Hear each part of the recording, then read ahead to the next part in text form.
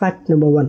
డాల్ఫిన్స్కు ఒక కన్ను తెరిచి నిద్రించే ప్రత్యేకమైన ప్రవర్తన కలిగి ఉంటాయి. విశ్రాంతి తీసుకునేటప్పుడు కూడా తమ పరిసరాల పట్ల అప్రమత్తంగా ఉండటానికి సహాయపడుతుంది. Fact number 2.